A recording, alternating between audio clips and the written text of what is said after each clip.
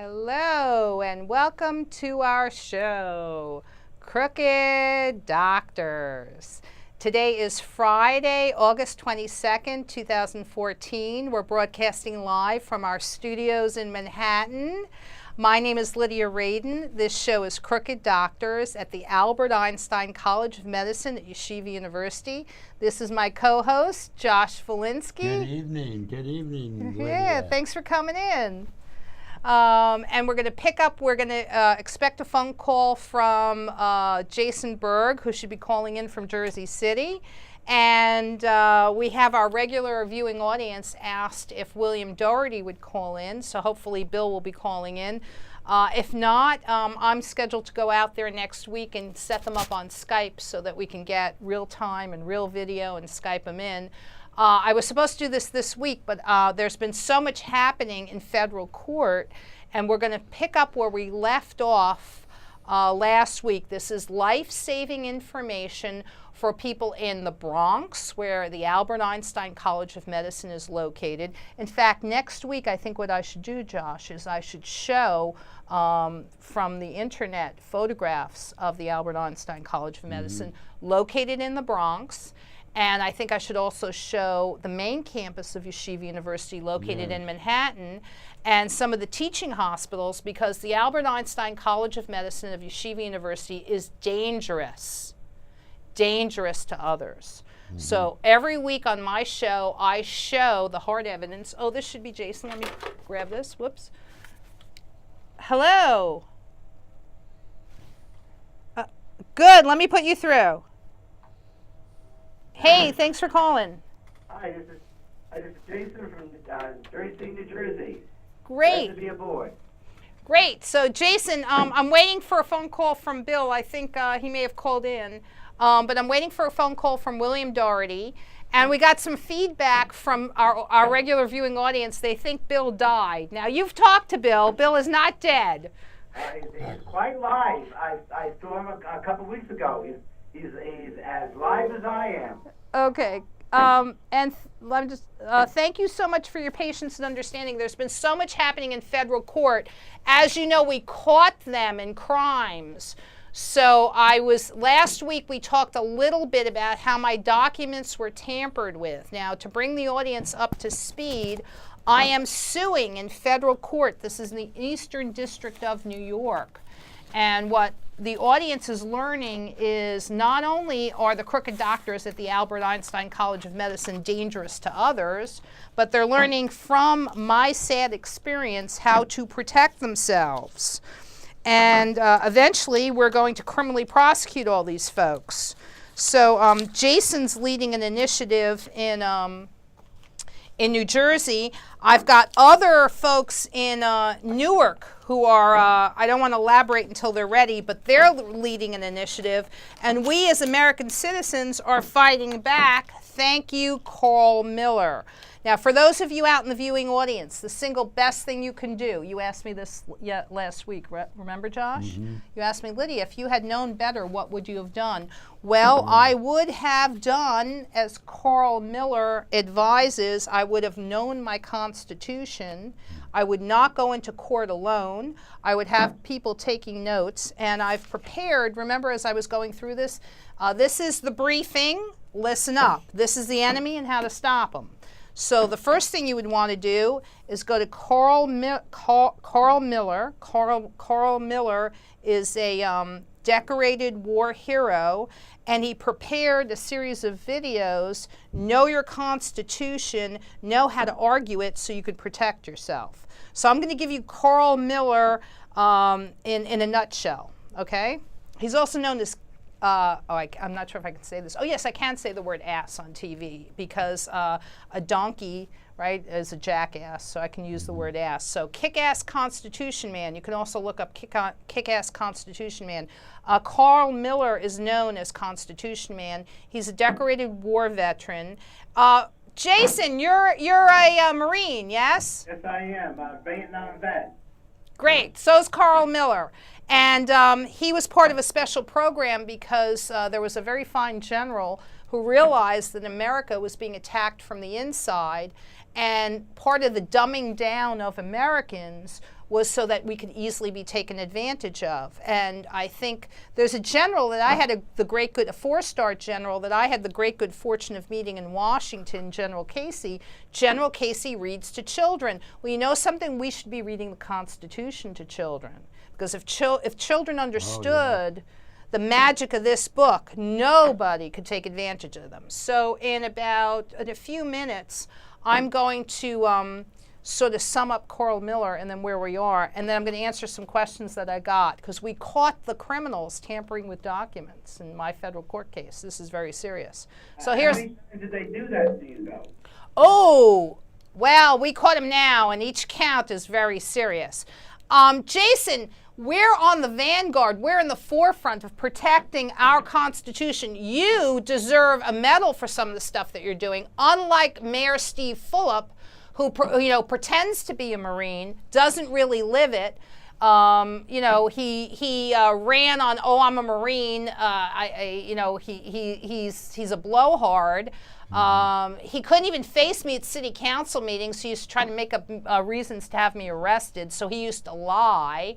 He's not a Marine. He does not protect the Constitution. As mayor of Jersey City, he has a sworn oath to protect the Constitution. I can show how he violated it in my case and actually conspired with criminals. So Mayor Steve Fulop, he can pretend to be a Marine, but there'll be a phone call from me to the Marines to say, I don't think you want to be inviting Steve Fulop to your dinners, to your fundraising dinners, because this man is violating civil rights. Jason Berg is a hero. Josh Valinsky is a hero. The other people who are fighting back here in MNN are heroes, and we're in the front. We're in the vanguard. We're the people in the front lines fighting to protect free speech and getting the truth out. Well, Yeah. The case with now Mayor Phillip, he is in jeopery because he didn't follow through with knowing of illegal activities that were being done and do anything about it, and that's a felony. He's also anyone else you told about that is also under felony charges, and that's also conspiracy to hold or hurt anyone in that case. Would you agree?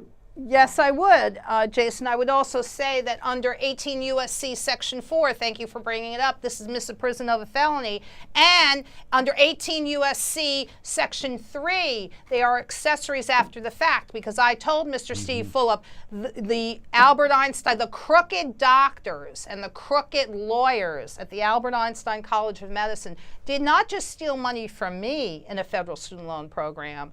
They falsified financial information to falsify my eligibility to receive a federal Pell Grant. Okay, so when you're lying to steal money from the federal government, and Mayor Steve Fulop has this information and he conspires to defraud the federal government, he's an accessory after the fact. So not only do we have conspiracy, 18 U.S.C. Section 241 and 242, but we also have 18 U.S.C. Section 4, misprision of a felony, and 18 U.S.C. Section 3, which means that you're covering up to help defraud the government. So we're going to get to all of those statutes. Well, isn't it also the fact that that the loan that you started out with 20-something years ago now in impounded interest of over $90,000, and they are charging you $90 a month for something that you didn't even authorize? Yeah, what they did is they falsified my eligibility to borrow in a federal student loan program, claiming in my second year of medical school that I was a full-time student, when in fact I was in a decelerated program that's explicitly defined as not full-time. So they falsified my eligibility to borrow. Those loans are now coming due. Last time I checked, they were close to $60,000, not $90,000. How they got how this ballooned into $60,000, I don't know. I'm still trying to get a straight answer. I refused to pay for classes for services I didn't receive, and now I'm in default in the student loan. I don't know how they can manage to take $90 a month out of my disability payments. I don't know. But we're going to get the answers to those questions. It's all fraud, fraud, and more fraud. I hope they go to jail and are fired. I mean, and this is not the trend now. As you read in the papers, Citibank was fined $17 billion, and so far nobody was fired and no one is going to jail. Well, you know what? We need to talk to Eric Holder, and I'll tell you why. And I'm going to change the camera view just for a second here. And what I'm going to do is, You know, the person who's stealing tips from the workers will probably go to jail sooner than the people stealing $17 billion. yeah, they always go after the small guys, but they don't go after the big guys. Yeah, Well, we're going yeah. to change that right now. So right now I'm in federal court, as you know, and there's a lot going on. And boy, wait till you hear about this. So this fraud vitiates all proceedings. So there are no statute of limitations issues in my case. I've got fraud upon the court. Right now I'm suing Rikers Island, where I was illegally incarcerated, because the doctors at Rikers Island want people to believe I was their patient. I was not. Now, I've got two independent sources, the U.S. Attorney's Office that did a study and the New York Times that did a study where they show that there's a pattern and a practice to lie and to falsify records at Rikers Island. They also confirm that a jail sentence at Rikers Island is really not a jail sentence, it's a death sentence, because you can be easily murdered at Rikers Island. The FBI has my Jersey City medical records, and they know the false records at Rikers Island were built on false records at Jersey City Medical Center. This is one of the reasons why Jason is involved, because these are the criminals in his neighborhood. Jersey City Medical Center is nothing but a pack of liars. They created false records. How obvious is it that I showed Jersey City Medical Center, records from Sallie Mae, the loan servicing company, and they changed it to Fannie Mae to deceive. Now, I did not take out a mortgage from Fannie Mae, and the stupidity that, Fannie Mae at one point owned Sallie Mae is even more stupid, because I showed postmarked envelopes and letterhead from Sallie Mae, not Fannie Mae. So this is what the enemy has, this stupidity, these little word games that they play, okay? For instance, with the Rikers Island incarceration starts when on you? I was falsely imprisoned and illegally incarcerated in Rikers Island from 2010 till now, till 2010 to 2011, and then I started broadcasting as soon as I could. But the false records at Jersey City Medical Center are built on the false records at the medical school. Now, the medical school is nothing but a pack of liars. The medical school has no credibility. A degree from the Albert Einstein College of Medicine of Yeshiva University is not worth the paper it's printed on. That's why this is a public service. Dan Rizal of Sive, Paget, and Rizal has no credibility. In fact, right now, he had to answer to a federal court, this is the Eastern District of New York, that because I'm having him removed from being an attorney to represent the Einstein defendants. Now, let me come back to That reason is he's that reason for his removal. No, that's a good question. Go ahead. No, why are we putting the papers in for having him removed to represent the Yeshiva University? Because what I did, I'm glad you asked that. That's very insightful. Thanks for asking that question, Jason. I'll do this more in depth and detail in upcoming shows. But this was the document that said, I'm putting in a writ of error, and this was an illegal ruling made against me, and I want Dan Rizal removed. This is most recently. In fact, they were supposed to file their answer today, so I'm going to have to dash down to the courthouse on Monday and see what they had to say. But because Dan Rizal's a liar, so when he was in federal court about 5 years ago in front of Judge Patterson, he claimed at oral argument that I got 2 hearings before I was expelled from the Albert Einstein College of Medicine. That's a lie. I didn't even get one hearing. So Dan Rizal of Sive Pajane Rizal, this is very significant. That's why this is a public service we're doing here. Professor Sive is a professor at Pace University Law School. In fact, I believe that there's a wing of the school that's devoted to him or dedicated to him as the father of environmental law. Well, Sive Pajane Rizal, Dan Rizal is part of this law firm. So he goes into federal court in 2005, an oral argument in front of Judge Patterson in the Southern District of New York, and he swears on a stack of Bibles that I got 2 hearings. That's not true. And if there were hearings, there weren't even ones that were actually a hearing where you could hear the people speaking about you and countermand their testimony. Exactly, because what happened was I was required to stand out in the hall. Eventually, they moved me and my attorney and a representative from the American Medical Students Association to another room. So first we were required to stand out in the hall, and when I got hip to the fact that my professors were giving false, unsworn testimony against me, and that I was being treated as a witness against myself, I'm supposed to be in the meeting room to hear the arguments against me, okay? Instead, they treated me as a hostile witness against myself. It's unconscionable. So if I'm not in the room to hear the arguments against me and to confront the witnesses and question them, that is not a hearing. As soon as I got hip to this, that this was happening and started protesting, they moved me and my attorney and the representative who came with us as a neutral, objective observer from the American Medical Students Association to another room. So I couldn't even see the shenanigans that were going on. That's how dishonest and crooked these doctors are. Okay, they violate. Let me ask another question. Sure. With all this, these facts coming out that they misrepresented the truth, why aren't individuals like this prosecutor and all these other people being disbarred, put in jail for perjury, and you being a victim of their lies, are not being compensated now?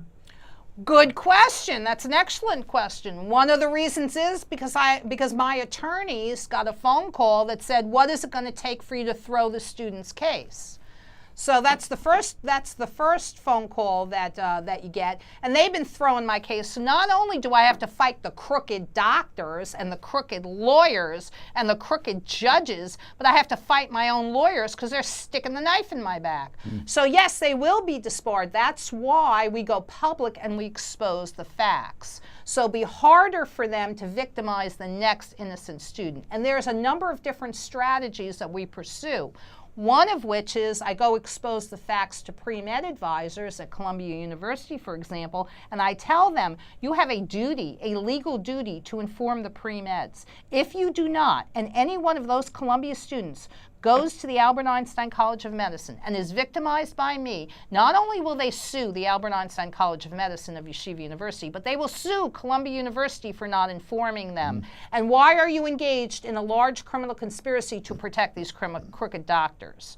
So that's one strategy that also works. By the way, they recruit, these crooked doctors at the Albert Einstein College of Medicine recruit from West Point Military Academy. I don't think you're going to be lying to the cadets at West Point to suck them into this sewer, these crooked doctors at the Albert Einstein College of Medicine, because I'm putting a stop to that. They are sucking our leaders in, especially our military leaders. There's been a purge of all the military generals and other higher ups, the brass, who are in opposition to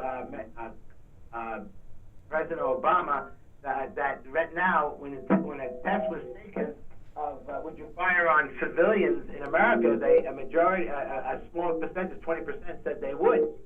So again, this is how blind and stupid we are because civics is not being taught.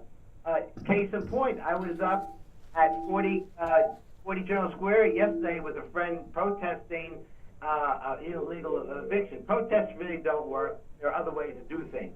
But, well, that's true. I don't want you wandering off into the weeds because I want to stay focused because we're like 20 minutes into the... No, I appreciate your questions. They're very insightful. But yeah, it's true. We do need to do a house cleaning. When I inform West Point Military Academy, look, you're sending your cadets into a dangerous situation because these people, not only do they lie about hearings, they lied about my past. Yeah. So remember, I had to get, I'm actually glad you asked this because I was going to bring this up. I'll show this and then I'll launch into, I'll answer some of the questions that I got from last week's show. But remember, I actually got, hold on just one second. Hang on for just one sec. Here we go. I had to get, I'm in federal court. Let me come back to us for a second. I'm in federal court, and I had to, and I'm asking, I want my letters of recommendation. And I had to get one of my professors to,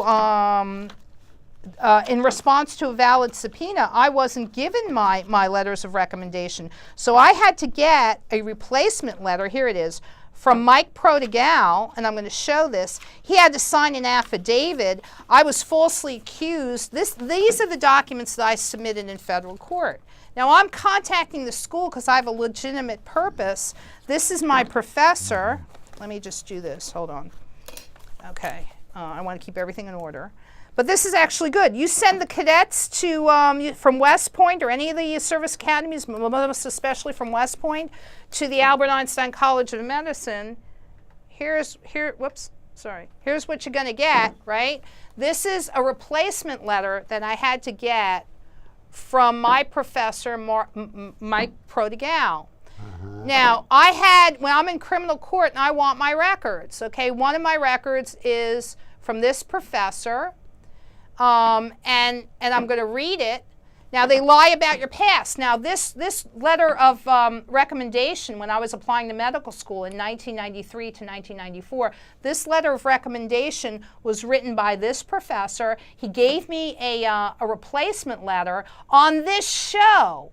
On this show, I called him up. He pulled this document up from his computer. He read it, so he authenticated it, because I was accused of bribing the notary. How the heck can I get to Minnesota to bribe a notary? It's ridiculous, right? I'm going to let you see this up close and personal. Amazing, yeah. Yeah, so I'm going to read this, but this is what this says. Now, I have to get replacement letters. This letter of recommendation was cross-referenced by other letters, but they did not want to release my letter. I'm going to read it. To whom it may concern, I, Mike Protegal, being of full age, certify that the following is true.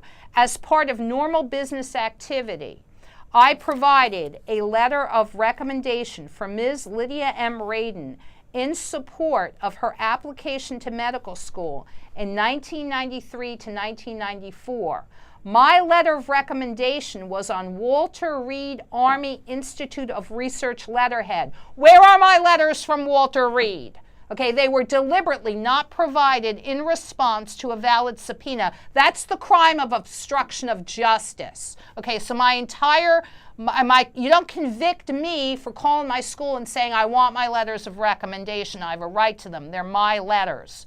Okay, they belong to me. They show that the crooked doctors at Jersey City Medical Center, when they threatened me, this is Dr. Vladimir Jelnov, said, if you keep talking about Yeshiva University, Lydia, what we're going to do is we're going to lie and say you've been crazy for the last 20 years. Well, I could not have been and gotten these letters of recommendation. They're a pack of letters, they're a pack of liars.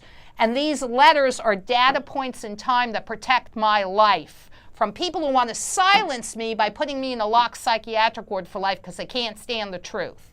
So where are my letters from Walter Reed? I had to have this letter reconstructed. I had to have my professor provide me with this letter, get it notarized, listen to the insufferable lie that said I bribed a notary. I did not. And after I got out of Rikers, where I was illegally convicted because not providing me this letter, which is cross-referenced, and my attorneys know that until they produce this letter on Walter Reed Army Institute of Research letterhead, and it states, stationary, and it stated, among other compliments, that Miss Radin had, quote, performed beyond the call of duty, end quote. And then he goes on to state, Miss Radin worked for me doing that's part of the problems that I should be able to articulate better than this. So, and I used to be able to articulate better than this before, I was beaten. It's horrific and traumatic how many years these things take. They destroy the lives of innocent people. So Josh and Jason, what we're doing here is we're protecting the cadets from West Point, because they are not going to this place where these crooked doctors will lie about your past, because I've demonstrated it.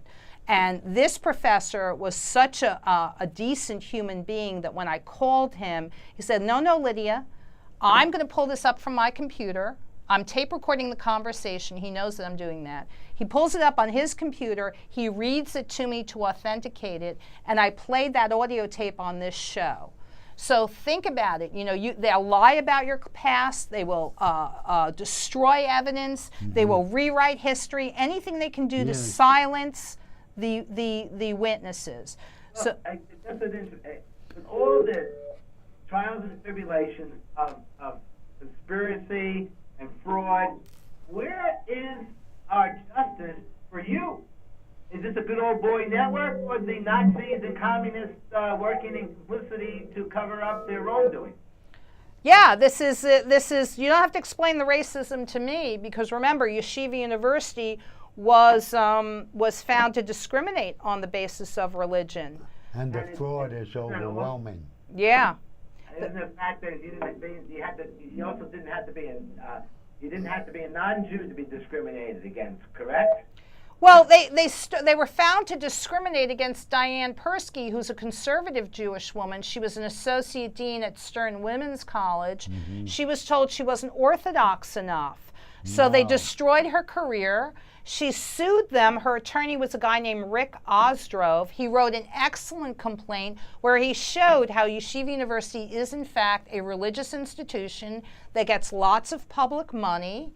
And nobody seems to, and they discriminated against Diane Persky on the basis of religion. She won. So this is a religious school. They get lots of public money. They discriminate on the basis of religion, and nobody's pulling their tax exemption, right?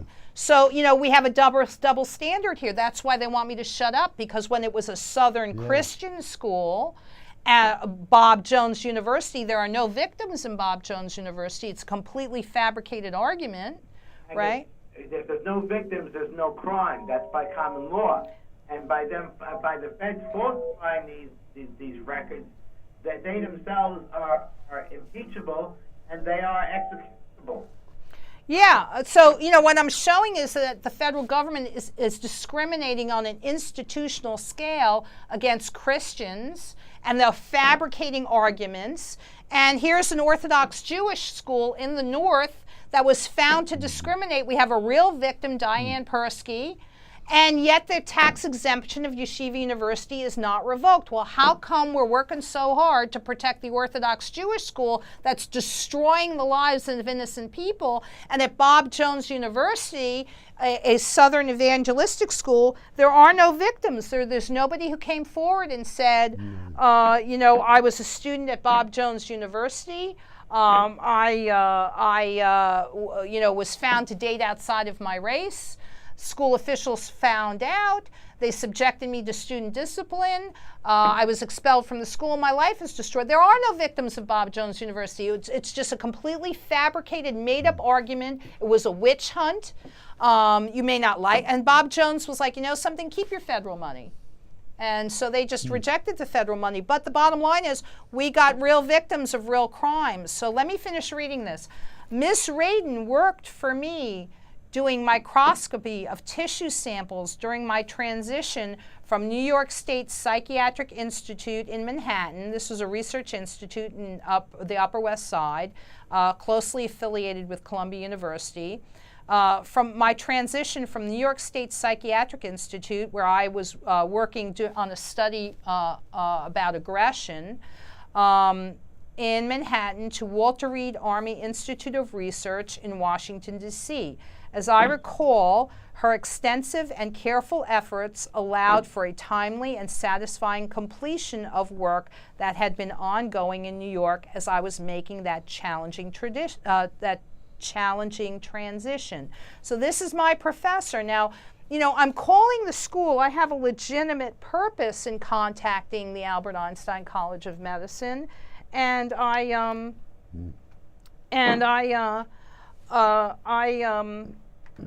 Well, your records are yours. They have no right to stop you from getting your records because, again, you pay for it, and they're responsible for updating documents right. And if they destroyed your documents, again, that's a felony, that felony against them. Again, my question is, why in God's name are is this institution, the Yeshiva University, still in business after all the things that you brought up over the years? They need to be shut down, and that's part of the mission, because the federal government, not only did they withhold my letters from Walter Reed, but and in violation of a valid subpoena, and I have a legitimate purpose in contacting the school. So I committed no crime, and I'm demonstrating it. What crime did they say you committed? They claimed that I was illegally convicted, where they claimed that I was harassing the school or school officials, like Dan Rizal, the liar, because I was calling the school and said I've had it. I was already threatened and almost murdered at Jersey City Medical Center. Give me my records. I want my letters of recommendation. Those are data points on a timeline that show that I could never, the horrible things they said about me in Jersey City and the lies the school told could not be true, because those data points on a timeline, those letters of recommendation are data points on a timeline that show that Vladimir Jelnov, Dr. Vladimir Jelnov, could not say, and this is when he threatened me, said, if you don't shut up, Lydia, who's we, the organized Jewish community, we're going to say you've been crazy for 20 years, so shut up. Right? This is after they jumped me and almost murdered me. I'm like, no, I have a right to those records. Those records show that. I bet this is Bill calling in. Let me see if this is Bill. Nope. Sorry, I'll turn my cell phone off next time. But those letters, my letters of recommendation, are data points. Are you following me? Are data points on a timeline. So when in 2008, when I was physically assaulted at Jersey City Medical Center, and they subjected me to the crime of false imprisonment, and Vladimir Jelnov threatens me. This is how they're going to get me, right? He's like, shut up. Is this the Janov that's related to the primal scream, or that's another Janov? No, Jelnov. Jelnov. No, it's Dr. Vladimir Jelnov. He's that's different. Yeah, he's not an American. He was born he was part of the former Soviet Union. He's a psychiatrist. That's somebody else. Yeah. Dr. Vladimir Jelnov. He's at Jersey City Medical Center. He's very dangerous, and he threatened me. He's like, shut up, Lydia, or we're going to go and say that you've been crazy for 20 years, and that's what they tried to do. Okay, so they act on their threats. These people are extremely dangerous. They act on their threats. Go ahead, Jason. How can you be considered nuts? Doesn't it require a sit-down and evaluation? No, you don't have to prove. No, you don't have to prove your sanity. Okay, that's the mistake. Everybody thinks that they have to prove their sanity. No, you don't. Okay, you have the right to be left alone in America. Remember the Fourth Amendment. Okay, you have the right to be left alone. You don't have to prove your sanity to anybody. Yeah, right, you have the right to be left alone, and they should leave you alone. And this is.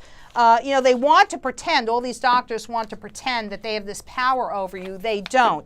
And that's why I was subjected to the crime of false imprisonment. Now, these laws that were put in place, they're put in place because the patients' rights movement was started in the 1920s. What do you think men did when they couldn't get a divorce? Okay, they would bribe some crooked doctor. Yeah, you laugh, but we women paid for this, right? They would bribe some crooked doctor, drop kick their wife into a locked psychiatric ward. Then the dishonest husband who did this could steal all the family money. And everybody would feel sorry for him because his wife was crazy and he could get a mistress. And that's exactly what happened to normal, decent, sane women who were illegally, incarcerated in locked psychiatric wards. It was so common that they actually in the film that came out about President Lincoln, he's actually threatening his wife with that. It's so common. He's like, "I'll put you in a locked psychiatric. I'll put you in the insane asylum." She's like, "Go ahead." It's like it's like standard operating procedure. It's just taken as it would happen. So the patients' rights movement was started in the 1920s by normal, decent, sane women who had lost their lives and were pushing back. So, Jason, we got about 20 minutes left, and I want to get into some depth and detail about answering the question of how we caught these criminals. So not only are we saving people and changing the system, but we're going to hold these criminals accountable. Okay, so we're actually going to save lives here, and we're going to start with. You remember, I went to school with West Point cadets. So no, you're not sending any of my cadets to the Albert Einstein freak show of medicine so you can lie about their past, because we already have the evidence here. I'm already demonstrating it. So let me just change the camera view for a second here. Right now, I'm at, just to bring everybody up to speed, right now, I'm in federal court, and I'm suing Rikers Island. And those, just to orient everyone, the false records at Rikers Island, I was never a patient of any doctor at Rikers Island, were built on the false records at Jersey City Medical Center, which were built on the false records of the school. I've already discredited Dan Rizal, okay? And I'll go into some depth and detail next week. But what I want to show is, last week we talked about, this is how I submitted my documents. Okay, so I go into federal court in 2012, and I'm told, there's about 150 pages here. So this is about a stack of, about a page. All right, so I'm told by the pro se office that I need to submit my documents unbound. You see how they're unbound? Yes. Okay, because what they have to do is they have to take all these documents and they have to put them through a feeder, a scanner. Okay, they have to be unbound so they don't stick in the scanner because there's an electronic database. Okay, so this is the way I have to submit them, with a clip, unbound. Now, I made courtesy copies, so I made a demonstration to show the audience. So I made courtesy copies, and so I took about the same amount of paper, and today I had them bound up. Do you see this? Do you see the spiral binding? Let me change the camera view a little bit so you can see the. Okay, so this is the spiral binding. Okay, so this is my demo. Okay. And you see, this is about the same amount of documents. These are the documents that I submitted. They're not bound, okay? This is the courtesy copies that I submitted to the judge. You see that? Okay, so when they have to, I'm going to take, now first of all, if they were going to scan this into the electronic database, they would have to take this spiral binding out. See, so some clerk is going to have to remove this spiral binding. Well, you can see how difficult this is, right? I'm doing this on camera for you. For me to take this binding out is very hard. So I have to, sort of work this plastic out. Now, no clerk in the Stop. Don't do any more. We can see it. They will make more of a mess. Okay, so you have to take the spiral binding out. Now you can see how difficult this is, right?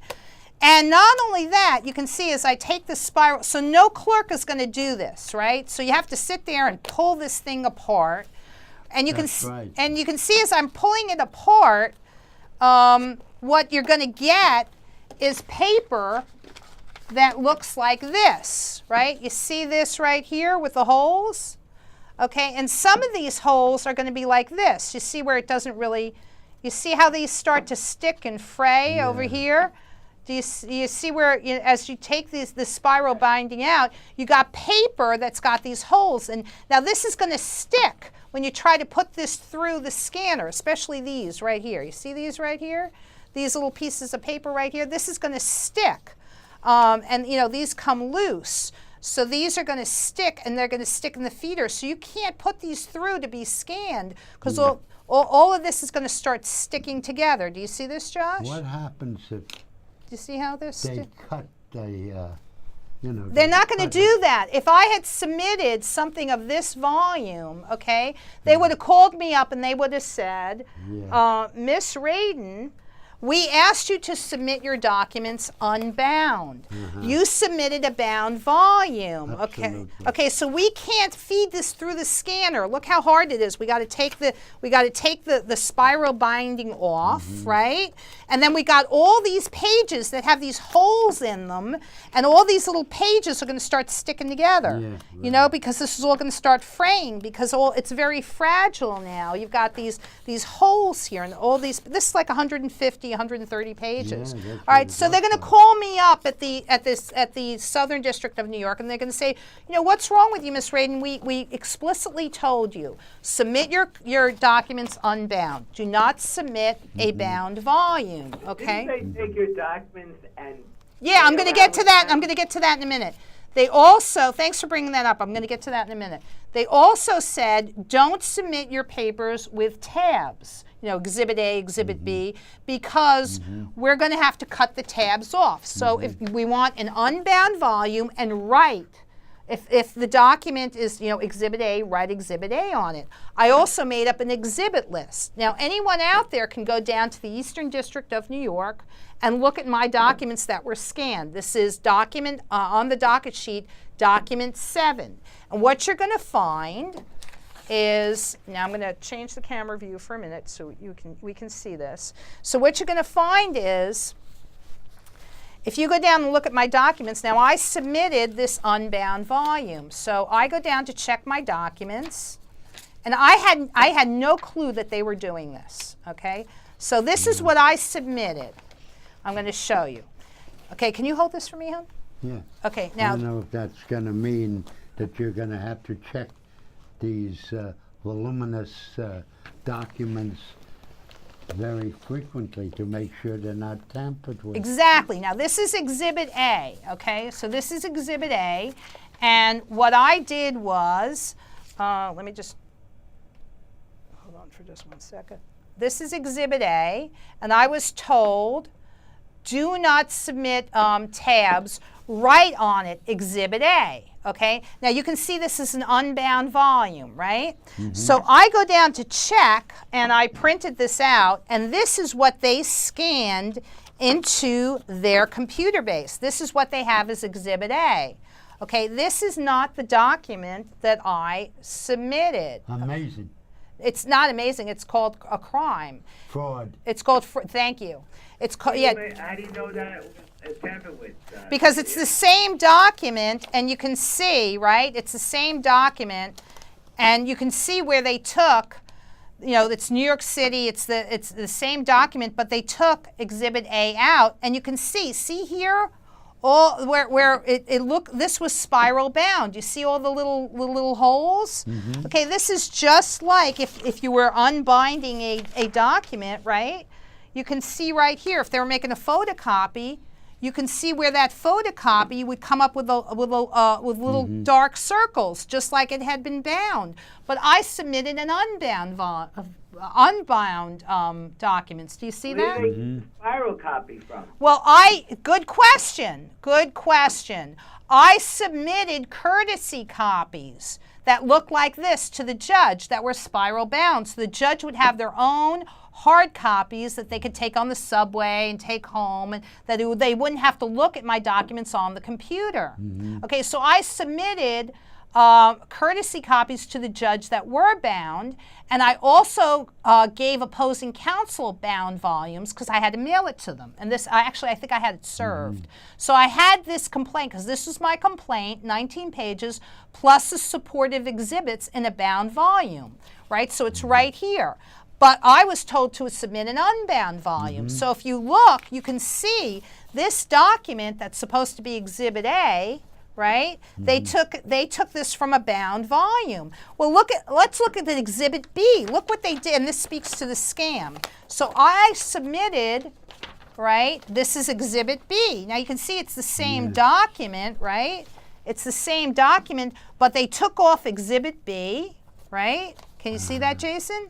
They whited out, it's the same document, but they whited out Exhibit B. And over here where I wrote wholesale fraud, they whited out wholesale fraud. They whited out Exhibit B. Because this is this, and you can tell this came from a bound volume. You see? See where all the little holes are? Okay, you see when they made the photocopies, it came from, but I didn't submit a bound volume. I was told to submit an unbound volume. Do you see that? So what they did was, this document is from Jersey City Medical Center. It's falsified, and this is significantly, it says down here, as per Stacy Dix Kubiowski, patient has been mailing threatening letters to Judge Rodriguez.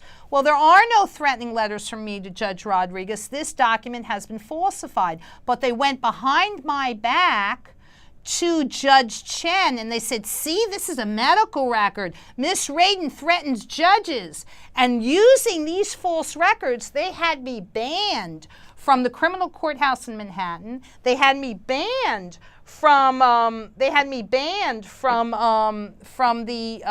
courthouse at 595 Newark Avenue. I had to go to the freeholders, Jason, to a freeholders meeting and say, this is fraud. You're banning me illegally. And you know who did this? Debbie Simon at the Hudson County Prosecutor's Office. Debbie Simon, the Hudson County Prosecutor's Office, used these false records to have me banned.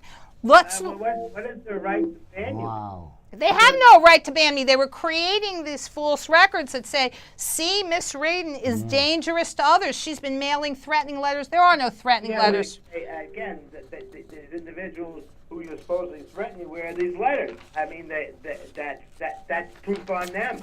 Yeah, where are the threatening letters? Produce them. Produce the postmarked envelopes. You can't. There's only one letter from me to Judge Rodriguez that was handed to her in open public court that said, please recuse yourself from my case, because she refused to give me a no-contact order to protect me from my landlord. That letter was handed to her in open public court on September 12, 2008, and it said, please recuse yourself. That's not threatening. That's just a statement of fact. You are a dishonest judge. You refuse to give me a no-contact order so that I can protect myself against my landlord's threats.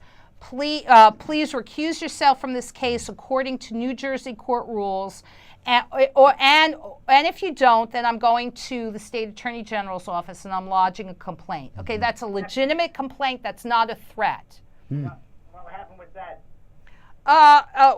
What happened to what happened to I had to force Judge Rodriguez to give me a no-contact order on September 12, 2008.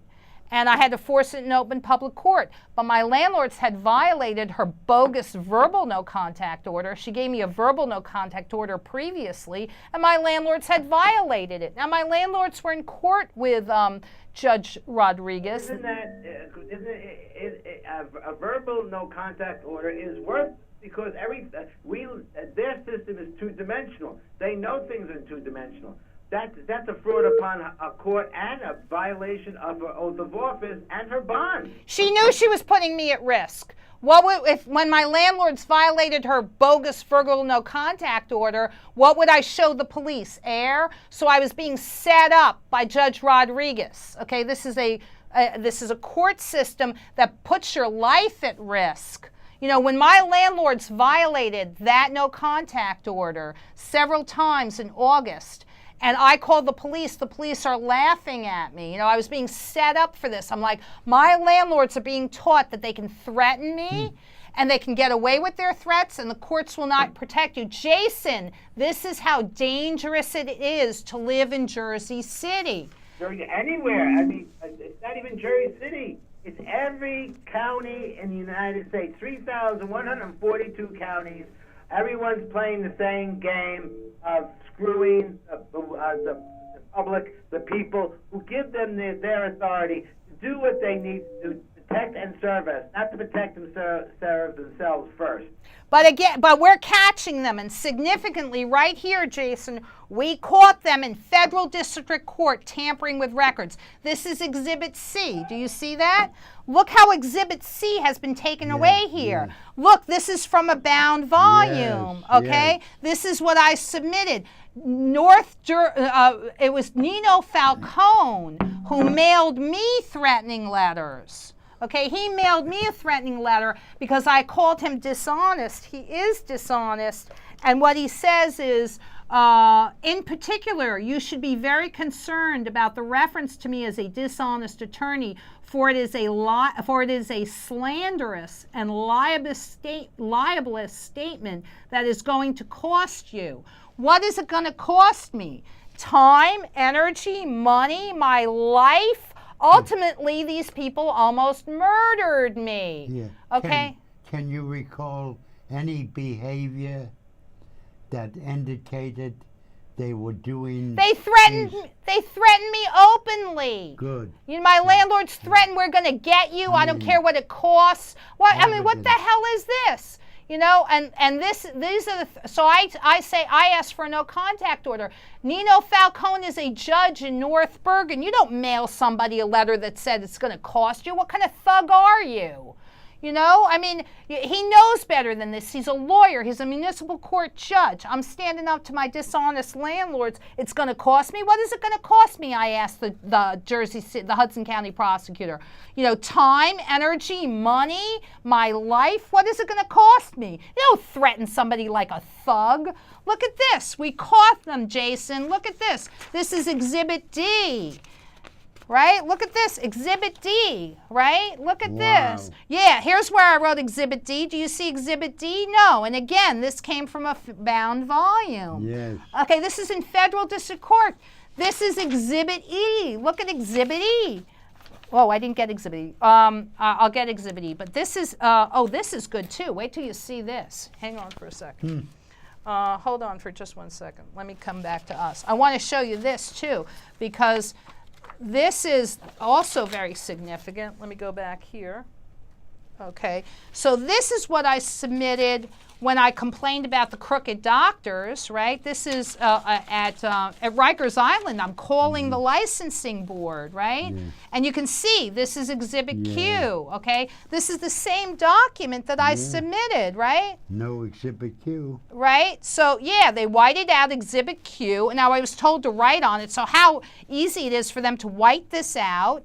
And you see, this came from a bound volume. Yeah. But I didn't submit a bound volume. I submitted an unbound volume. Marks from the spine.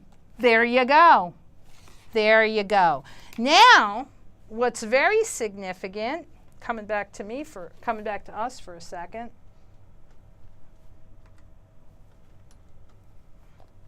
What's very significant is that when I discovered that my documents had been tampered with, This is very clear evidence of outright fraud. yes, it's outright fraud. So what I did, this is tampering with your documents in federal court. We lost Jason, but he's calling back. Thanks, Trooper. I'm going to put you through. Are you through now? Hello? Yes, Jason. I was doing something and I disconnected. Sorry. That's okay. You're back. All right. So much. I apologize. Thanks for calling this show. Do you have a question or a comment? It's me. It's Jason. Oh, wait. No. I got, here, I'm putting you through. Say hello, Ben. Hi, how are you? Ben, I got Jason on the phone. Bill was supposed to call in, but he screwed up. But I promise he's alive. Jason, could you please tell Ben that William Doherty is alive? Sure. So you alive and well, and he's doing better than I am. William Doherty is alive. I promise that I will. I got 2 callers on, so this is great. He's alive and well and under the desk. Here he is. No, Bill is, you know, he's has a few health issues he has to take care of, and his doctor would yell at him. So he's got to get strong and come back. But in the meantime, he's still fighting the good fight because he's sending letters and he's holding Jersey City accountable for providing security guards in his building. So he's still fighting, even though he's home. But I promised I'd go visit him. It's been so jam-packed with fighting the good fight that I didn't get a chance to go out to Jersey City. Here's a point of information that where he resides, are being fined for not what's the word? For not providing the services that they're supposed to. Yeah, Bill is still fighting the good fight, and apparently, we haven't had a chance to double and triple check this, but apparently the landlord, so, you know, I'm telling everybody I haven't had a chance to double and triple check, so I could be wrong here, but apparently the landlord is being held as being out of compliance with an ordinance in Jersey City that says they have to supply 24-hour a day, 7 a day, you know, 24-hour, 24/7 security guards in Bill's building. So Bill is hunting down this information and seeing if this is true. If this is true, that's very good. Well, they ever clear that up with him about holding the door open and all that to people? Well, they're supposed to. Jersey City passed an ordinance 25 years ago. Yeah, 25, 28, about 30 years ago. It's very significant because in one building, a woman was murdered.